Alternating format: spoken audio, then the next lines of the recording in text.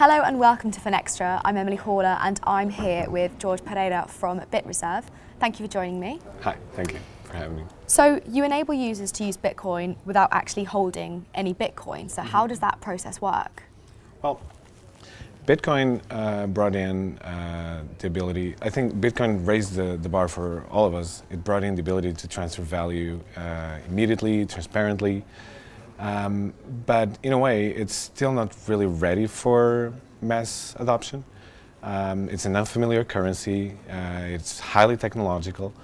So we created this service where you can use Bitcoin and have the benefits of Bitcoin without actually having to hold Bitcoin. So as an example, if you use pounds on a daily basis, we have this metaphor where we have the pound card, and you can't. Every card in our system has a Bitcoin address. So you can transfer Bitcoin from the blockchain into your pound card, and it immediately gets converted to pounds. It sits in your account as pounds, and when we settle our reserve, we get pounds to back those assets that are now in your account. If at any point in time you decide to use even a portion of it as Bitcoin, we do the reverse process and we send Bitcoin to the blockchain, but you only have to deal with pounds. In addition to that, we do a whole lot of other services because we digitalize money. It now becomes cloud money. So it's not just Bitcoin, which is more of a method of sending and receiving value. We also allow sending that value as pounds or as euros or whatever form of currency we support to other members in the network. So what's the strategy behind allowing users to trade in multiple values, so gold, silver and platinum? Mm-hmm. Well, at the end of the day, it's about providing our users with choice. Our vision for the future is that we're a hub for holding any sort of assets that is valuable to people, so that people can trade it, send it, exchange it for free. So right now we have 16 currencies.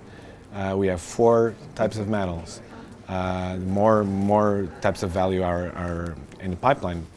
But ultimately, the kind of assets we provide is guided by demand from our partners, from our users, from the people that are actually using our system.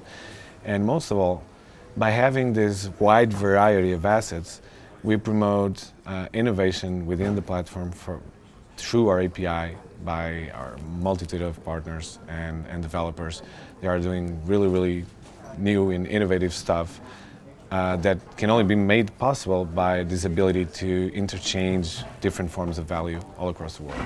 So is a free model sustainable in a currency exchange business? First, I would point out that we're not a currency exchange business. Currency exchange is one of the many services we provide. Second, the part about being sustainable, that's actually a question that we get asked very often, because people are, rightly so, they're suspicious of free, not just because of the online models for free, but also because of the kind of services that banks offer that are free, and at the end of the day they have hidden costs. So our business model is about reserve growth. So holding money for us is a business model in itself. Anything that we do that drives reserve growth is actually working towards sustainability. By allowing exchange of value, by allowing free transfers, we increase the usefulness of the system. In fact, if you think about it, most of the existing systems, they're based on a transactional model. So costs are associated with executing a transaction. So if the base of the pyramid of services is built on a transactional model, every system you build on top of it that wants to remain to be sustainable needs to follow that model, and its index is revenue to charging on a transaction model, on a transaction basis. By changing the paradigm, we created an entire different play field where people are free to innovate on top of this and follow very different models. Like one very simple example is microtransactions. Microtransactions are not a reality; they're not spread out because the cost of making a transaction can become more expensive than the value that is actually being transacted. So by removing the costs and by decoupling costs from transactions, we basically redefine the ability for people to innovate on top of our platform.